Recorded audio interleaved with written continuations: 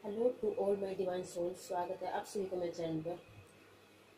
दोस्तों, कुछ ट्विंस का यानी कुछ टीएफ्स का ये क्वेश्चन रहता है कि उनको कैसे पता लगे कि वो कौन से लेवल पर हैं और वो कितना हील हुई हैं और कितना नहीं। ओके, तो आज आपका ये कन्फ्यूज़न दूर हो जाएगा। आज मैं आपको ट्विन फ्लेम कनेक्शन की 5 स्टेजेस बताऊंगी कि सभी स्टेप बाय स्टेप कैसे कैसे लेवल ग्रो होता है और पहली स्टेज में डीएक्स कैसा फील करते हैं। ओके दोस्तों, सबसे पहले बात करते हैं फर्स्ट स्टेज कौन सी होती है ट्विन फ्लेम जर्नी की। ओके, फर्स्ट स्टेज होती है जब हम अपने काउंटर पार्ट के साथ बात करना स्टार्ट करते हैं, यानी हम उसके साथ रिलेशनशिप में आते हैं तो हमें बहुत अच्छा लगता है।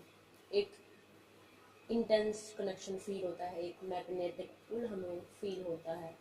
ऐसा लगता है जैसे इसको हम बहुत पहले से जानते हैं और उससे बात करके हम अपने आप को हील महसूस करते हैं, जैसे हमारे सारे दुख दर्द खत्म हो चुके हों।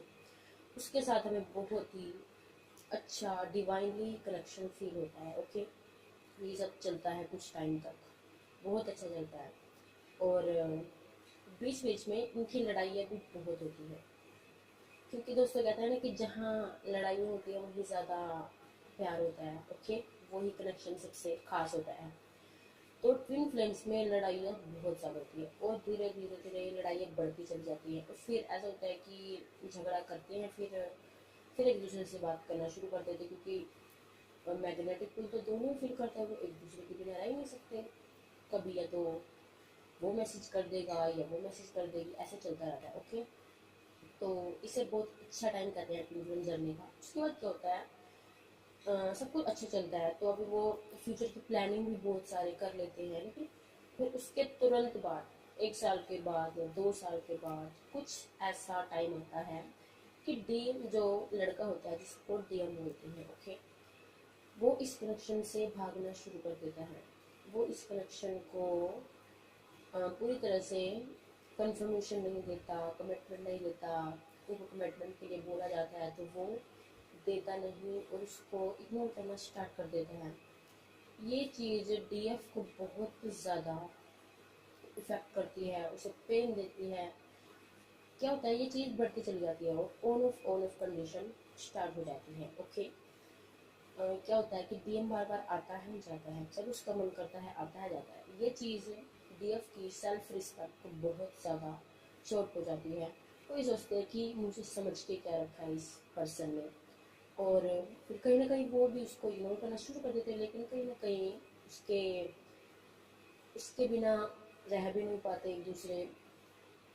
सोल तो कनेक्शन को जानती है, फील भी करते हैं, लेकिन वो जो हमारे कर्मा के लेयर होते हैं, ब्लॉकेजेस, वो इन कनेक्शन में प्रॉब्लम क्रिएट करना शुरू कर देते हैं। ओके, तो इस चक्कर में ऑन ऑफ कंडीशन और झगड़े, एक दिन धीरे धीरे धीरे झगड़े बहुत ज़्यादा बढ़ जाते हैं और सेपरेशन आ जाता है। और डीएफ की वही हालत डीएफ को बार बार कांटेक्ट करती है। ओके, तो ये होगी फर्स्ट स्टेज। अब आती है सेकंड स्टेज, दूसरी स्टेज। ओके, दूसरी स्टेज क्या होती है कि जैसे उनका सेपरेशन होता है तो डीएफ की हालत हद से ज़्यादा खराब रहती है। वो 1 महीने बात नहीं करेंगे, तीसरे महीने फिर से डीएफ उसको मैसेज कर देंगे, उनकी अच्छे से बात होगी कुछ टाइम के लिए, लेकिन फिर उनको वही कमिटमेंट का इशू आ जाता है, कोई ना कोई बात उनको ऐसी बीच में हो जाती है जिससे उनका फिर से झगड़ा हो जाता है, फिर वो अलग हो जाते हैं। ओके, फिर से ये चलता है, फिर से डीएफ या डीएम एक दूसरे को मैसेज कर देते हैं। बिल्कुल भी क्लियरिटी नहीं आती। शुरू में तो ऐसे जैसे वो पहली बार बात करते हैं ना, जैसे बहुत टाइम के बाद बात होती है, पहले दिन बहुत अच्छे से बात होगी, बहुत ऐसा लगता है कि सब कुछ अब ठीक हो जाएगा, अब नॉर्मल है, सब कुछ ठीक हो जाएगा। लेकिन तीसरे दिन फिर वही हाल डीएम का, ऑन ऑफ। इस ये कंडीशन देख के डीएफ इतनी डिप्रेस हो जाती है, टेंशन में आ जाती है, मैं सोचती हूँ यार फिर यार ये चक्कर क्या है, ये या तो एक ऐसा रिश्ता है जो ख़त्म भी नहीं होता और सही से चलता भी नहीं है। वो बार बार क्वेश्चन करने लग जाती है, यूनिवर्स से बार बार क्वेश्चन करने लग जाती है और हद से ज़्यादा उसका डिप्रेशन लेवल बढ़ता चला जाता है। उसकी रातों की नींद उड़ जाती है, ऐसा होता है कि घंटों उसका वेट करती रहती है, लेकिन डीएम उनसे बात नहीं करती। और लास्ट टाइम पे ऐसा होता है कि डीएम बिल्कुल उनको चारों तरफ से ब्लॉक कर देते हैं और उनकी बात बढ़ जाती है। ओके, कई बार ऐसा होता है उनको अच्छा भी नहीं लगता है दूसरे से बात करने, कितना वो स्ट्रेस में आ जाते हैं, लेकिन जैसे ही बात करनी बंद करी फिर उनको फिर कंटिन्यूसली उनके माइंड में वही पर्सन चलता रहता है या वही पर्सन उनकी चलती रहती है, जिससे वो बहुत ज़्यादा परेशान हो जाते हैं। ओके, अब इसके बाद आती है थर्ड स्टेज। तीसरे स्टेज में क्या होता है दोस्तों, तीसरे स्टेज में होता है कि जब ऐसे धीरे धीरे धीरे डिवाइन फेमिनाइन को ये सब पता चलता है कि ये सब क्या हो रहा है, इस कनेक्शन में ऐसी क्या बात है जो मैं इतना परेशान हो रही हूँ, और ना तो ये कनेक्शन टूटता ही है ना ये जुड़ता ही है, ऐसा इसमें क्या है, वो ये क्वेश्चनिंग यूनिवर्स से करना शुरू कर देती है। ओके, तो 3D लेवल पर यानी थर्ड स्टेज में ही डीएफ की अवेकनिंग होती है। आज मैं आपको बता दूं दोस्तों, इस कनेक्शन का एक मीनिंग होता है स्पिरिचुअल ग्रोथ, स्पिरिचुअलिटी, इसमें एक प्लस पॉइंट होता है जो हमें वो करनी होती है इस कनेक्शन के थ्रू। ओके, तो उससे धीरे धीरे वो यूट्यूब पर बहुत सारे वीडियो सर्च करती है सेपरेशन के दौर, उसमें सेपरेशन की वजह से कि क्यों सेपरेशन आता है, वो सर्च करना शुरू कर देती है कि कैसे हम पहचाने कि हमारा पार्टनर हमारे लिए लॉयल है, ऑनेस्ट है, बिल्कुल सही है, ये सब वीडियो वो चेक करना स्टार्ट कर देती है। इस चक्कर में बहुत सारी फिर उसके सामने आती है टैरो रीडिंग। टैरो रीडिंग से वो हर रोज उस पर्सन की एनर्जी चेकिंग करती है, क्या सोच रहा है वो, इस चक्कर में और ज़्यादा डिप्रेस, एंजाइटी, पेन, रोना स्टार्ट हद से ज़्यादा हो जाता है, और अवेकनिंग की जर्नी यानी जागृति होने की जर्नी स्टार्ट हो जाती है। वहाँ से रात रात भर उसको नींद नहीं आती, आधी रात की नींद खुल जाती है, ऐसा लगता है पता नहीं कोई उसको बुला रहा हो, सपने अजीब अजीब से आते हैं, और उसको डीएफ को वो परेशान हो जाती है। वो गॉड से बार बार ये बोलती है कि हे गॉड प्लीज़ मुझे बताओ इस कनेक्शन को क्या फ्यूचर है, आर या पार करो इस कनेक्शन को, बहुत ज़्यादा परेशान हो जाती है। तभी वहीं से डीएफ की जागृति शुरू होती है, फिर उसके सामने टैरो रीडिंग्स आने स्टार्ट हो जाती हैं, और उसके बाद वो धीरे धीरे टैरो रीडिंग के जरिए, यानी कई बार ऐसा होता है कि टैरो रीडिंग उसकी सिचुएशन से तो बिल्कुल कनेक्ट होती है, लेकिन कई बार उसमें टैरो रीडिंग में ये बताया जाता है कि अब आपके लाइफ में सब कुछ अच्छा हो जाएगा, आपका पार्टनर वापस आ जाएगा। इस चक्कर में वो फिर से मैसेज कर देती है और फिर से वही चीज़ देखने को मिलती है जो उसके सेल्फ रिस्पेक्ट को बहुत ज़्यादा चोट पहुँचाती है, जो उसके लिए और भी पेनफुल बन जाती है। फिर उसका टैरो रीडिंग पर भी कहीं ना कहीं विश्वास कम हो जाता है। फिर धीरे धीरे क्या होता है दोस्तों, कई बार क्या होता है कई टैरो रीडिंग्स सच में क्रिएट हो जाती है, कई नहीं होती है, क्योंकि हम जो यूट्यूब पर टैरो रीडिंग्स देखते हैं वो जर्नल रीडिंग होती है, वो पता नहीं कितने हजारों लोग उसको देखते हैं।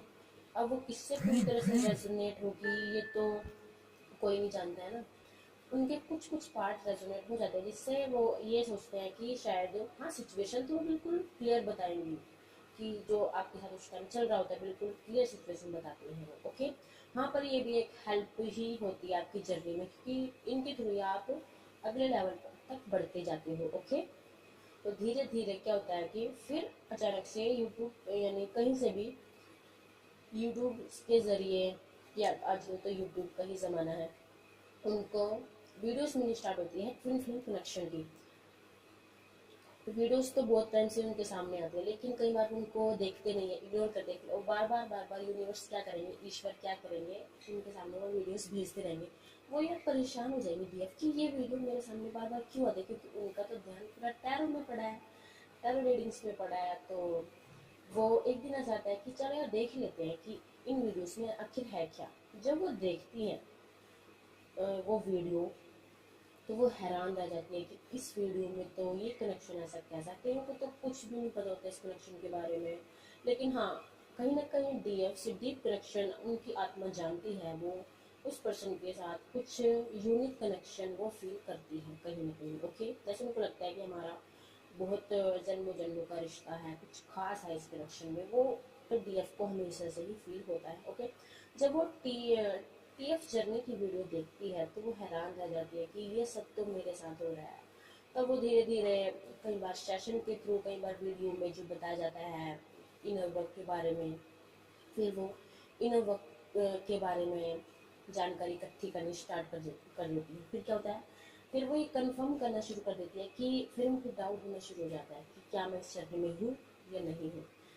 बहुत सारे डाउट होते हैं कि सबको एकदम से थोड़ी विश्वास होता है कि क्या हमारे साथ ऐसा कुछ हो रहा है, क्या सच में हम इस जर्नी में हैं, इस खास तरह की जर्नी में हैं। फिर वो बहुत सारी वीडियोस देखती हैं, बहुत सारे उनसे गाइड से सेशन लेती हैं कि क्या हम सच में इस जर्नी में हैं। लेकिन क्योंकि साइन और सिम्टम्स सेम उनके साथ फील होते हैं, ओके, वो महसूस करती हैं।